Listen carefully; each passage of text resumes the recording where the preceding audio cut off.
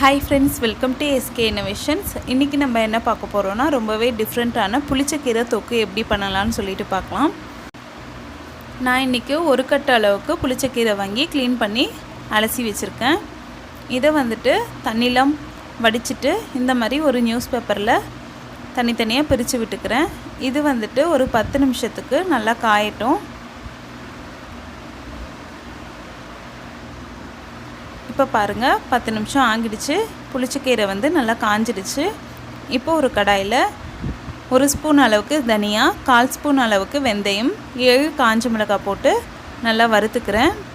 இதை வந்துட்டு 1 நிமிஷத்துக்கு மீடியம் ஃப்ளேமில் வச்சு வறுத்து ஆற வச்சு ஒரு மிக்ஸி ஜாரில் போட்டு அரைச்சி எடுத்துக்க போகிறேன்.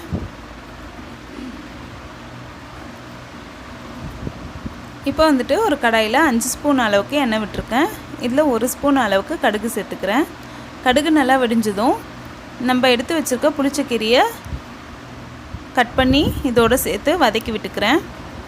கொஞ்சம் பெருசாகவே கட் பண்ணிக்கலாம். பொடிசாக கட் பண்ணணுன்ட்டு அவசியம் இல்லை. இதை வந்துட்டு 1 நிமிஷத்துக்கு நல்லா வதக்கி விட்டுக்கிறேன்.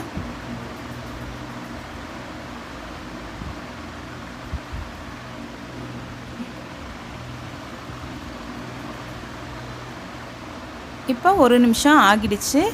இப்போ இதோட இந்த புளிச்சக்கீரை தொக்குக்கு தேவையான அளவுக்கு உப்பு சேர்த்துக்கிறேன். சேர்த்து நல்லா கலந்து விட்டுக்கிறேன். இப்போ இதோட கொஞ்சமாக பெருங்காயத்தூள் சேர்த்து நம்ம அரைச்சி வச்சுருக்க பொடியையும் சேர்த்துக்கிறேன். சேர்த்து நல்லா கலந்து விட்டுக்கிறேன். இப்போ இதை வந்துட்டு ஒரு 2 நிமிஷத்துக்கு மீடியம் ஃப்ளேமில் அப்படியே வச்சுக்க போகிறேன். இப்போ பாருங்கள் 2 நிமிஷம் ஆகிடுச்சு. நம்மளோட புளிச்சக்கீரை தொக்கு ரெடி ஆகிடுச்சு. இப்போ இதை நம்ம சர்வ் பண்ணிக்கலாம். இந்த புளிச்சக்கீரை தொக்கு சூடான சாதத்தோடு சேர்த்து சாப்பிடும்போது ரொம்பவே சூப்பராக இருக்கும்.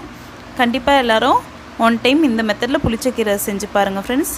இந்த வீடியோ உங்களுக்கு பிடிச்சிருந்தால் லைக் பண்ணுங்கள், உங்கள் ஃப்ரெண்ட்ஸோடு ஷேர் பண்ணுங்கள், அண்ட் எப்படி இருந்துச்சுன்னு கமெண்ட் பண்ணுங்கள். நம்ம சேனலை மறக்காமல் சப்ஸ்கிரைப் பண்ணுங்கள். தேங்க்ஸ் ஃபார் வாட்சிங் ஃப்ரெண்ட்ஸ்.